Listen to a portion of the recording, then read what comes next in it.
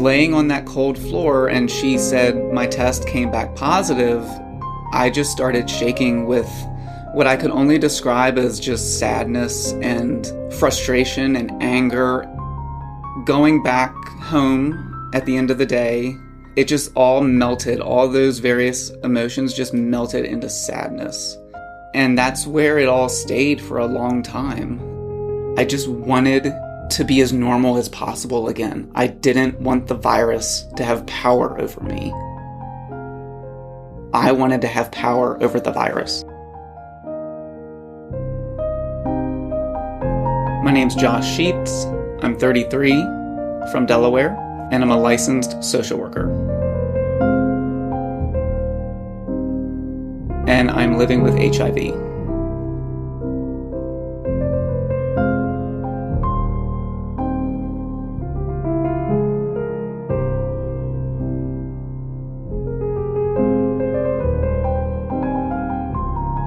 So HIV stands for Human Immunodeficiency Virus, and it can be acquired a number of ways, primarily through sexual contact, sharing needles, intravenous drug use. It can be passed from mother to child. About 1.25 million people in the US have HIV, and that spans all sorts of age groups, sexual orientations, race, ethnicity. Roughly about 40,000 people a year acquire HIV. As it was for me, I actually got infected by someone I was dating at the time. I didn't know anybody that was living with HIV. I wanted it to go away. I wanted to ignore it. I went for my initial doctor visit, and I immediately told him I just wasn't ready to start treatment. I felt fine. I just didn't want to be married to taking a pill every day for the rest of my life. So I just said I wasn't ready.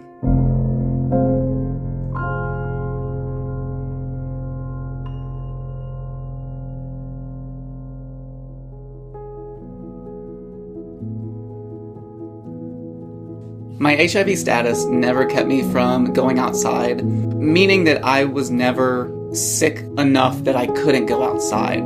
But what my HIV status did do was put me in a very depressive state. You know, it was a multitude of factors that just really made me feel like not doing much of anything. Because for a while, I thought, you know what, I've had a good life, you know, I'll just ride this out. We all have to die. But I decided that I didn't want to succumb to it anymore. It took me probably a couple years before I really got the backpacking itch again. And in 2014, 3 years after I did the Appalachian Trail, I did the Long Trail. And that kind of set the course for going forward. I'm now to a point where I want to get outside. HIV is not going to prevent me from getting out there.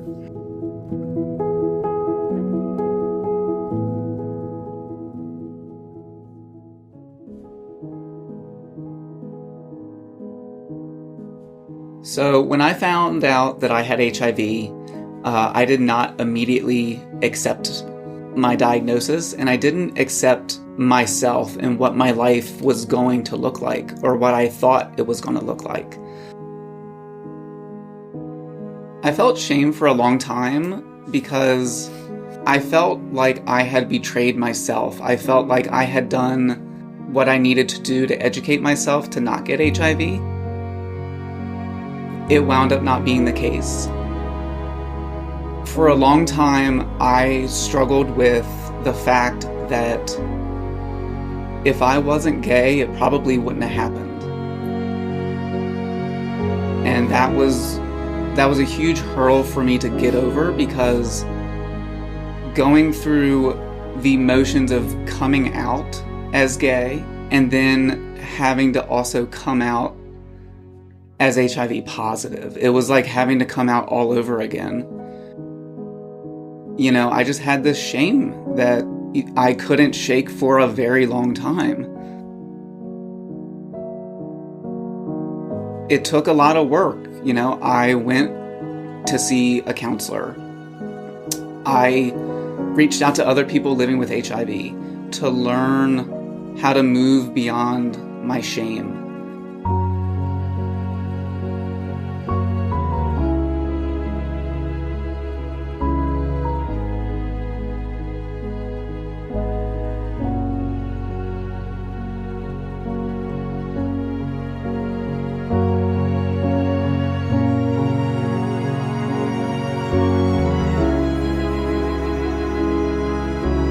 Me coming out as HIV positive was a journey in and of itself.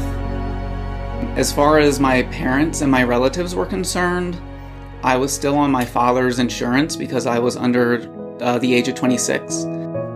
So he was getting all these explanation of benefits in the mail, and he did a Google search of the doctor's name, and he got tired of asking me.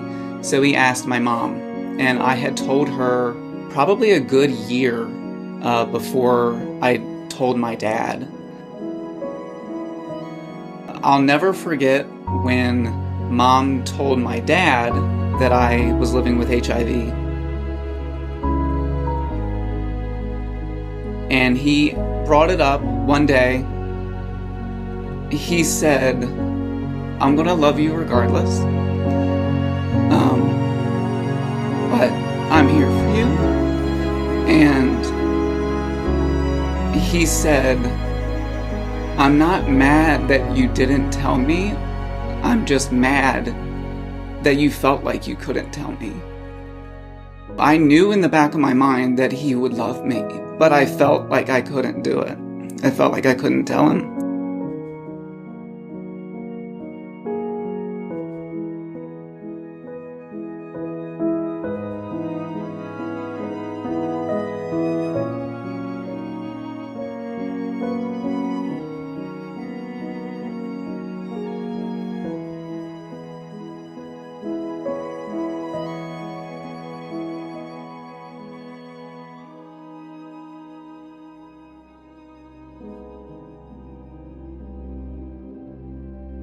I learned from my Appalachian Trail thru hike how important perseverance is. Being immersed in the outdoors, hiking, backpacking, you're going through horrible weather, horrible bugs, you're hungry, you're gonna have really good days on trail, and you're gonna have really sucky days on trail. You're uncomfortable a lot of the time, but persevering through all of that, I had learned, is important, extremely important. And I tie that perseverance into me living with HIV. I have to persevere through this to do what I want to do, to be healthy, to not let it have control over me. HIV has taught me to really cherish being able to get outdoors, cherish being healthy as possible. You're not promised tomorrow. You're not guaranteed good health in the future. I'm medically compliant because I love being outside. It brings me so much joy.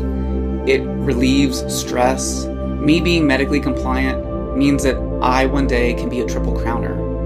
Completing the PCT, completing the CDT, that is a dream of mine.